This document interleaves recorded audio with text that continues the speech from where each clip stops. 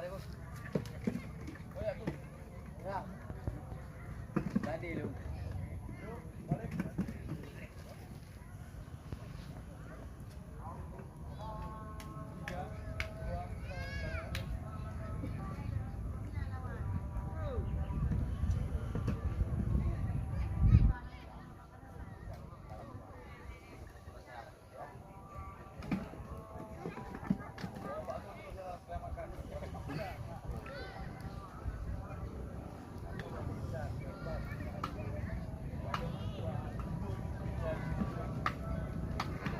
Kalau rebah ber, betul mah.